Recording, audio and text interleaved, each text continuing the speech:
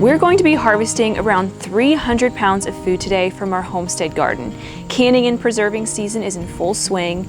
My tomatoes, sweet corn, and raspberries all seem to be ripening at the same time, and it's keeping us hopping. Today's harvest feels extra exciting. We're not just bringing in one staple crop, but two. Our staple crops are the heavy hitters that keep our pantry and our bellies full, making a huge dent in our self-sufficiency goals all on their own. Every time we bring in a staple crop, I can't help but let out a sigh of relief. It's like checking off a big win for the year.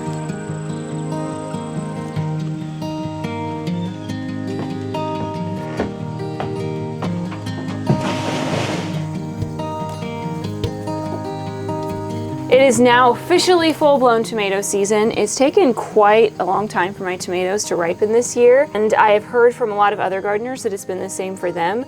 I think it was just because of the cold snap that we had in the spring. It just kind of set the tomatoes back and just took them a bit longer to ripen. I have my systems with canning just to keep from getting overwhelmed.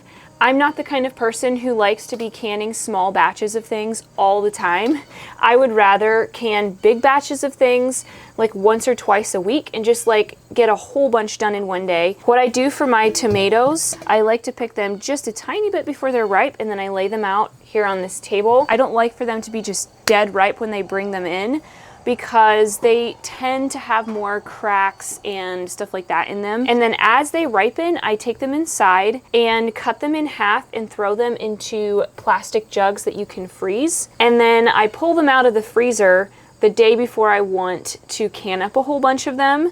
And I pour the water off, because after they're frozen and thawed, the water from the tomatoes separates from the rest of the, from the pulp, and you can just strain it right off, and then you don't have to spend hours and hours cooking things down for sauces. If I'm canning chunk tomatoes or salsa or something that I don't need to cook down to get all the water out of, and then I don't freeze them, I just get them directly from this table and can them up. But the bulk of the things that I can are sauces, like barbecue sauce, marinara, ketchup, tomato juice, things like that.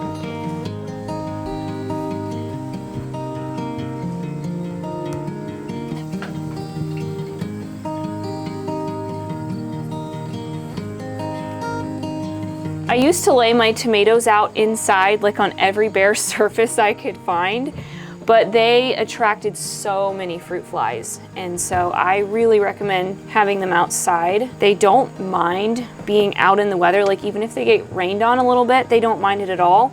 But being inside, they're just gonna attract lots of bugs.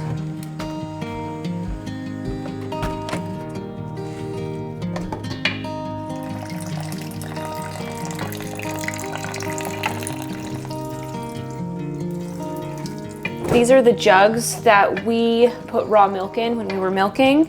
They're from Uline. The reason that I use plastic is because if you freeze tomatoes in glass jugs, it's very, very easy for them to break. I have broken so many glass jugs doing this that I finally just gave up and I use these plastic jugs. It's like a nice hard plastic that doesn't seem to be very porous, and I'm not putting anything hot in it. I have found that 2 of these gallon jugs of tomatoes, once it's thawed and once the water is poured off and once it's blended down, it comes to 1 gallon of tomato sauce, like a nice thick tomato sauce that doesn't have to be boiled down for your recipes. When I have a big canning day, I really like to do at least 3 gallons of sauce. So I usually get 6 of these jugs out of the freezer the day before I want to can, and I let them set out to thaw completely. I will say you have to set these out for a full 24 hours to get them to thaw in the middle. And if they're not completely thawed, the water doesn't fully separate, and so you're not really doing yourself any good. So you definitely want to set these out long enough beforehand that they can thaw even in the middle, and then you can just pour that water off. Otherwise, you just make a smoothie when you blend the tomatoes, and you still have to boil that down.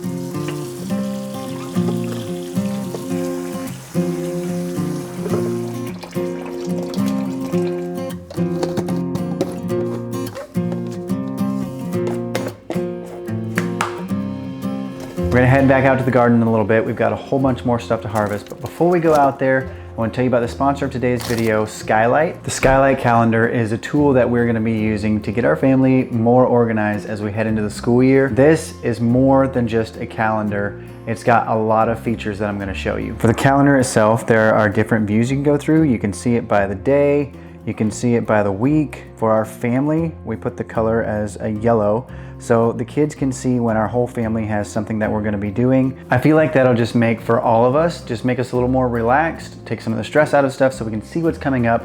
And for our kids, because Michelle and I could have different apps with calendars on our phone that we could look at and sync, but our kids can't see that. Another thing that I like for the kids is that we can put their different chores and routines in. They can go out and do their chores, and then they have to come back in and check them off, and then we know that they for sure got it done. We can also set it up with some of the things they have to do for them to get rewards. So when they get a certain thing done, they'll get a star for it, and then once they get a certain amount of stars, they get a reward. That's also very motivating for them. We can also create different lists. We're about to go camping this next weekend, so I've got a list of the food that we need to take that we have here on our farm, but also the grocery list that we need to go out and get stuff for. And then today's to-do list, we already picked the tomatoes. We're still gonna harvest the butternut squash, dig the carrots, pick the sweet corn, and if we have time, we might even make some raspberry jam. There are also extra features with the Calendar Plus subscription, and I wanna show you a couple of those as well. I already mentioned the rewards earlier. That's a part of the Calendar Plus subscription, and I'm really excited for the kids to be using that. Another feature of the Plus subscription is called Sidekick. It can magically import dates from something like taking a picture of a flyer or from emails, or you can even screenshot something. So we've got the Homesteaders of America conference coming up. I can just screenshot their webpage and use Sidekick, and it will automatically put it onto the calendar for me. I feel like before we had our own business and when our kids were younger, we just didn't really have quite as much stuff going. But in recent years, we've double booked ourselves a couple times and we forget when things are going. So I'm really excited about using this to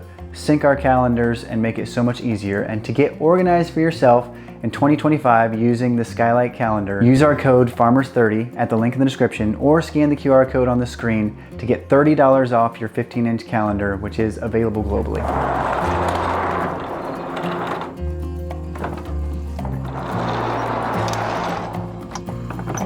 In our last video, we harvested a bunch of sweet corn, processed it, got it in the freezer.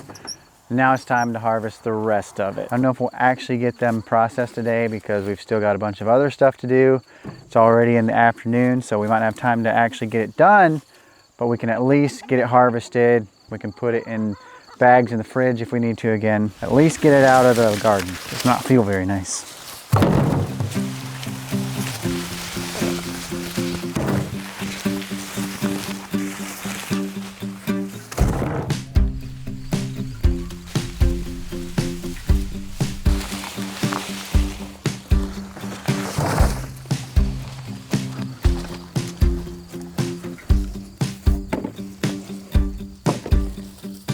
We came out here and I saw that my peppers desperately need to be harvested. I don't want any of them to go to waste, so just quickly harvesting those.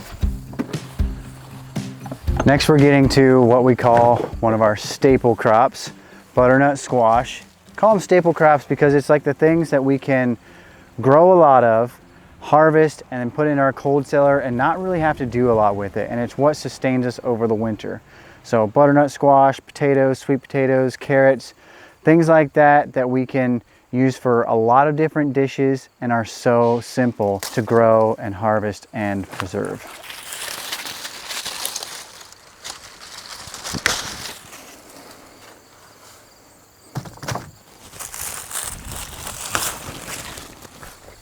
We've had struggles in the past growing butternut squash.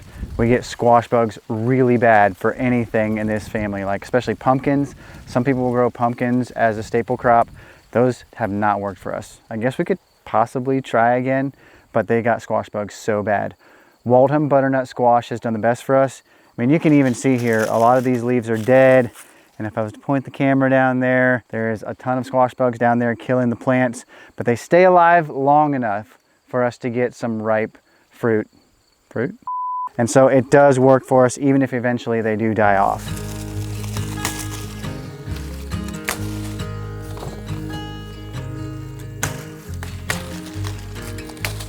Something that has definitely made a difference for us is using a trellis. All of the bugs that are here are down on the plants that are on the ground. Everything up here is free of the bugs. So I think that definitely makes a difference. The airflow makes a difference. And Michelle did keep on top of taking care of the bugs for a while until she could see that the fruit was actually getting to the place where it was gonna ripen and it was gonna be okay. But we don't want to let all these bugs go, so we'll probably have one of the kids come out here with a DeWalt sweeper and sweep a whole bunch of them up. Yeah, that's gross. Here, chickens. Oops.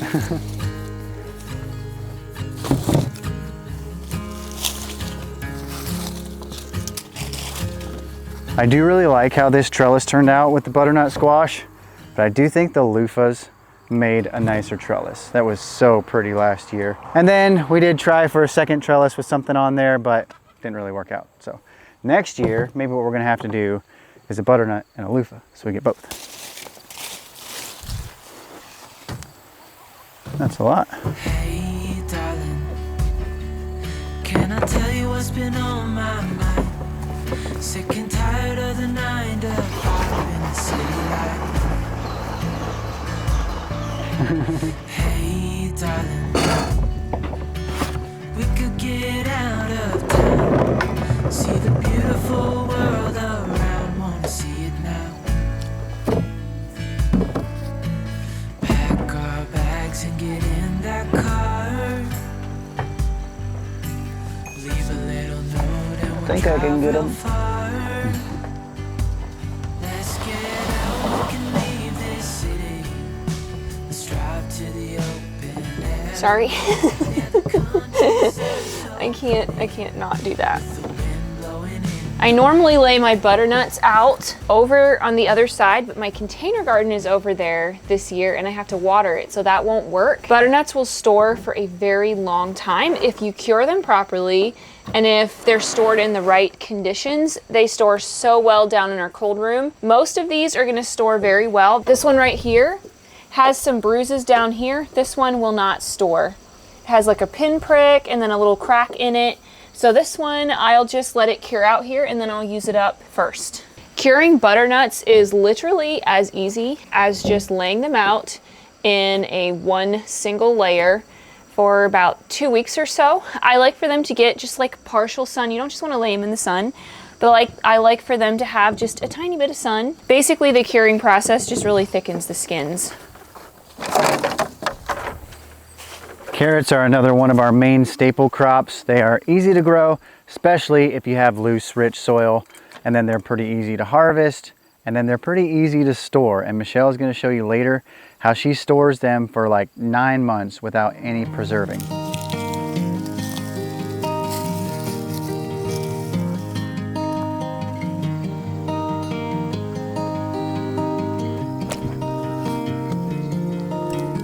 Carrots are one of my favorite things to harvest. They're so satisfying to pull out of the ground. In a little bit, we'll have the kids come out here and start cutting the tops off before we take them up to the house. Me and Michelle will be harvesting and we'll get this done pretty quick.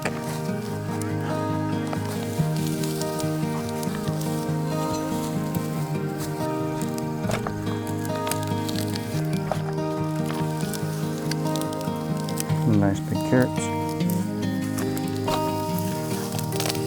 Oops. These carrots here are my big, chunky storage carrots. A carrot like this will store forever. I'm not kidding you, they store for months.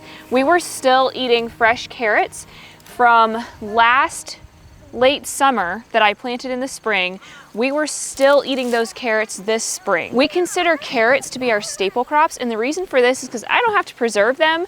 I can grow a massive amount of carrots and I can use them in so many different ways, like soups, stews. You can have steamed carrots as a side. You can roast them. You can even eat them raw with like ranch dressing or something. So these are a staple and they make a huge dent in our self-sufficiency goals, just like all on their own. Just one thing can make a huge dent in your self-sufficiency. The variety of carrots that I like to plant for storage carrots is Danver Half-Long. They're nice and short and stocky so they don't break off when you're digging them, and they store so incredibly well.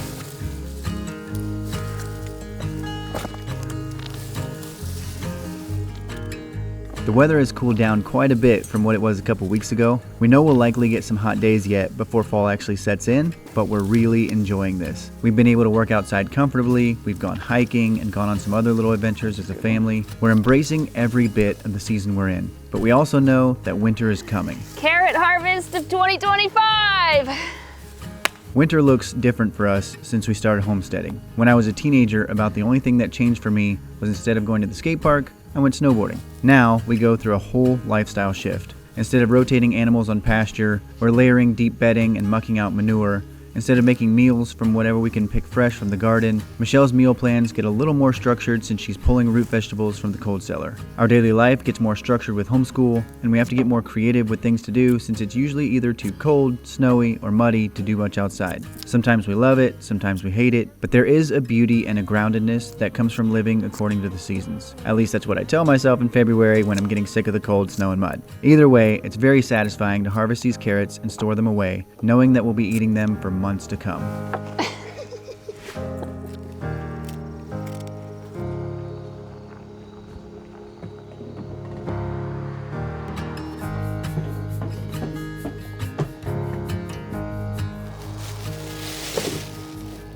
Thankfully, the most preserving that these carrots take is just being stuffed into a bag because we are all very tired. It's 7:30 and we are all ready to wind down for the evening.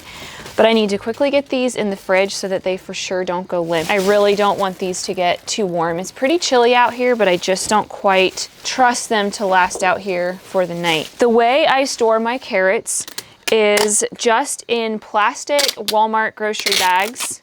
And then I like to tape up the top anywhere where there's an air hole. This is just my method that I personally came up with. This is not something that I grew up doing. My mom never grew a ton of carrots like this, but I found that carrots stored great in the refrigerator, but in the bags where there was lots of air holes and stuff, those carrots would go limp really fast because they somehow just dried up.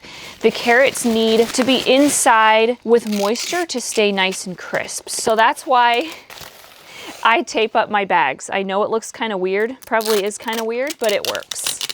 Then I store these bags in a refrigerator that we have down in our basement. I take out some of the extra shelves and I just stack the bags on top of each other in the refrigerator. I store like 150 to 170 pounds of carrots in a refrigerator downstairs, and they last for the entire winter and on into the spring. If you have a cold room that is the proper temperature, you can definitely store carrots in a cold room and they will last all winter like in wet sand. The problem for me is that, according to what I have personally found, the way you're supposed to store carrots in sand is like in a single layer. The carrots aren't supposed to be touching each other, and then you put a layer of carrots, a layer of wet sand, layer of carrots, layer of wet sand. It would take a ton of space to lay all of these carrots out in a single layer with sand over top of them. And it just is not feasible for us. Also, our cold room doesn't stay cold enough for carrots, and I just feel like I have a better result if I just store them in a refrigerator. It's really, really simple. If there are carrots that have some wormholes or carrots that are tiny, I keep those out. These are not gonna store as long and I will just be using those first. These little carrots are really good in like a roast with potatoes. You just throw them in there. I do not recommend washing your carrots before you put them in bags. I like to dig my carrots when it's nice and dry outside, and then the carrots come out relatively clean. I don't brush them off, I don't wash them, nothing. I just put them in just like this. I just feel like the extra moisture in there is gonna make them slimy really fast. Another thing with storage carrots is that when I say that they store for 9 months, you're not gonna have a carrot that looks exactly like this after 9 months. Often the top will start to sprout a little bit, and sometimes they'll have like just kind of a slime on them. Totally fine. Once you wash them and cut off the little sprout, you'll never know. They're still very tasty. When it comes to vegetables, Americans are used to picture perfect grocery store food, not a single bug and not a single blemish, nothing like that. It's not like that when you grow your own food and store it.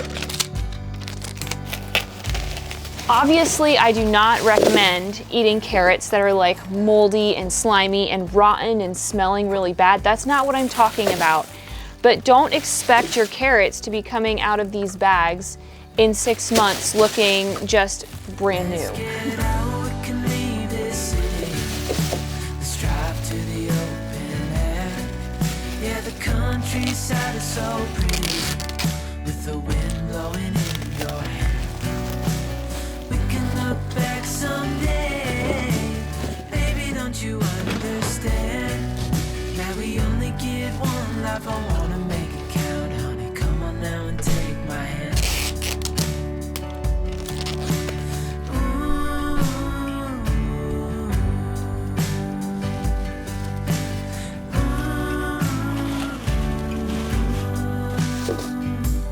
Let's get out, we can leave this city. Let's drive to the open air. Yeah, the countryside is so pretty, with the wind blowing in your hair. We can look back someday. Baby, don't you understand that we only get one life? I wanna make it count, honey. Come on now and take my hand.